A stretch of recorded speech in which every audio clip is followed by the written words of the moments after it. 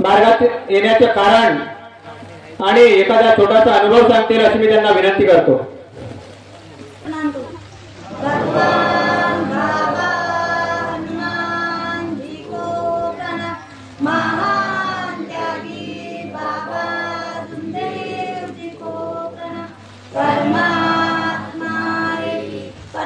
परमात्मा सेवक मंडळ टिमकीच्या वतीने बाबाच्या आदेशाप्रमाणे आजचे 9वे आव्हान राजूजी महेशमार यांच्याकडे नुकतेच पार पडले। याच्या निमित्तानं छोटीशी एक भगवान गुणाची चर्चा बैठकीला सुरुवात झालेली आहे। त्या चर्चा बैठकीमध्ये स्वयं भगवान बाबा हनुमानजी उपस्थित आहे, त्यांना माझा प्रणाम।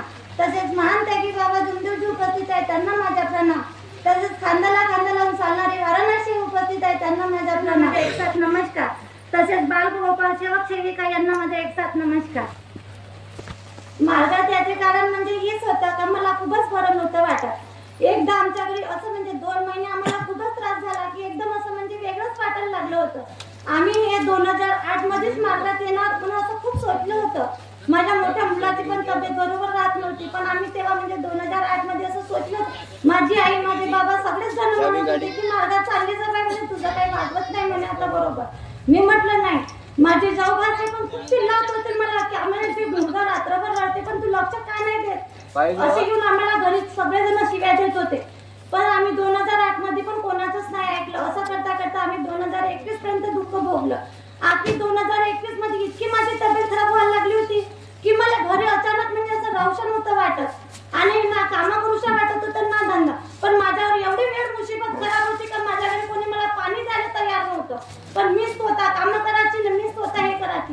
पण माझे पतिदेव हेच म्हणे का अगर तुला कोण जास्त झालं तर मी का करीणार तू, म्हणून आता तू एक काम करू आपण म्हणे एकदा मार्गाशी आता जुळून जाऊ। मी म्हणलं हो मार्गाशी जुळू, ही गोष्ट बरोबर आहे, पण आता म्हणलं तुम्ही एकदा आपलं मन कप्प करा। जुळणं म्हणलं तर सोपी आहे, जाणं म्हणलं तर सोपी आहे पण चालवणं खूप कठीण आहे म्हणलं। तुम्ही आता मला म्हणता की जाऊ, पण सामने माझा असा शब्द आला नाही पाहिजे बा म्हणलं का मी तुझ्यासाठी मार्गात आलो। नाही नाही म्हणे ठीक आहे म्हणे, पण मी याच्या अगोदर म्हणजे असं भारतीला आणि माझी चुलत देराच्या तीन मस्मारे त्याच्याकडे गेली। त्यांना पहिले 2-3 दिवसाच्या अगोदर असं आम्ही विचारपूस केलं की आम्हाला मार्गात जायचं आहे बा, आता आमच्यानं काही सोचणं नाही दुःख असं का राजू भाऊ म्हणे का मार्गात जायचं सोचलं तुला हे काय। मी म्हणलं नाही आतापर्यंत मी खूप आपल्या जीवाची हे केली म्हणलं, पण आता मी जगूच नाही शकत। माझ्यामध्ये एवढी शक्ती नव्हती राहिली का मी गिलासभर पाणी गुंडातलं घेऊन आपल्या पतिदेवाला आणि मी स्वतः घ्यायचे। माझी मुलं तर माझ्या आईकडे राहत होते, पण आम्ही जेव्हा एक टाइम करत होतो स्वयंपाक 2घे जण 2 दिवस खाऊन त्याने चुपचाप झोपायचे। मला घरी पण एकटे असे ठेवत नव्हते की नाही अर्चू म्हणे घरी नको राहू, मी शेतामध्ये काम करत आहे माझ्यासोबत तू ये। मी हेच खूप आनंद मानत आहे भगवंताले का मला पतिदेव असे मिळाले। एका हाताचे असताना मी माझं दुःख त्यानं खूप सांभाळलं आणि मला भगवंतानं खूप साथ दिला वेळोवेळी। मला रात्रीच्या 8च्या गाडीनं सुद्धा नेलं, जागोजागी पैसा लावला 30 वय म्हणून खूप भरपूर पैसा लावला, मी त्याला खूप मानते। आणि मग आम्ही गेलो, मला विचार केला कुठून तू मार्ग म्हणलं। मी म्हणलं ठीक आहे, पण आम्हाला म्हणलं जवळपासच्या पडचू पाहिजे जाऊन की आमच्याजवळ गाडी गुडीची सोय पाणी आहे नाही म्हणलं। कोणतरी नेणं आणणं नेहमी कोण करणार म्हणलं, साधा दवाखान्यात झाले बसलं म्हणलं तर आम्हाला पायदळ जावं लागते। म्हणते ठीक आहे हालवीन काकूकडे चालता का म्हणते, तर मी म्हणलं ठीक आहे। मग आम्ही हालवीन काकूकडे गेलो, हालवीन काकूला आपली परिस्थिती सांगितली। काकूने म्हटलं तू येतो तर म्हणते बाई म्हणे पण बरोबर करशील का, तर हो काकू म्हणलं तब्येत अशी आहे म्हणलं, तू आता काही हे नको करू म्हणे, जा घरी आणि 3 दिवसाचे कार्य कर म्हणे आणि त्या साफसफाई म्हणजे पाय म्हणे तू आपला अनुभव। मी इतकी काय एक गिलास पाणी घेणारी बाई ना तर तिकून आली, वाकडा पण धुतल्या, भांडे पण घासले आणि झाडझूड पण केली नुसत्या काकूच्या शब्दावर। मी 3 दिवसाच्या कार्यामध्ये मला खूप चांगलं वाटायला लागलं।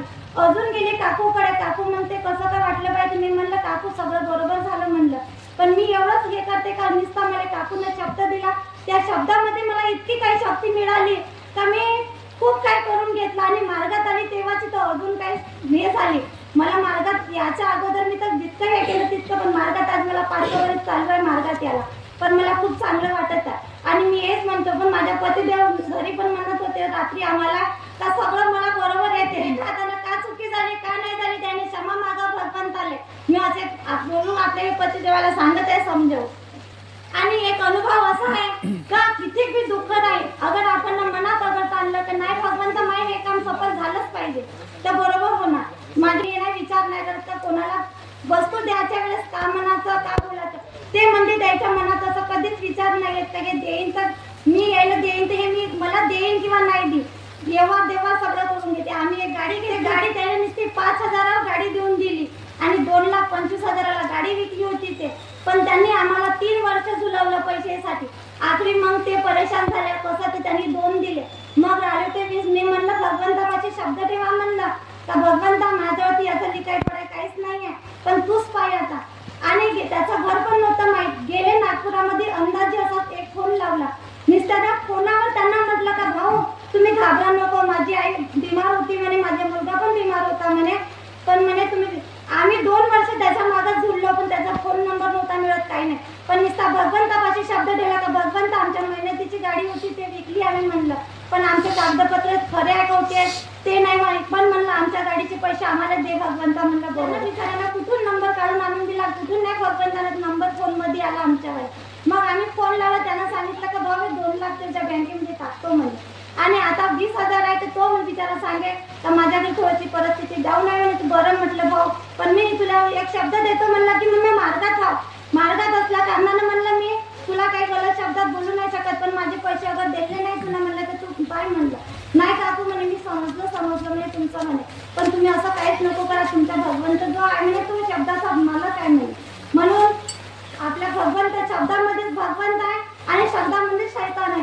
हे बोलताना आणि चालताना थोडासा विचार करून बोलायचं. घाबरते माईकवर आल्यावर कोण नाही घाबरत, सगळेच घाबरते. मी पण घाबरत, मला पण असं वाटते का मी खूप काही बोली, मी खूप काही करी, पण जेव्हा माईकवर आपण येतो आणि दुसऱ्यावर आपण हसतो का ह्या माईकवर बोलते नाही नाही, पण आपल्याला जेव्हा वेळ येते तर सगळेजण घाबरतो आपण. एवढ्या बोलून 2 शब्दांनी आपले समाप्त करतो. नमस्कार.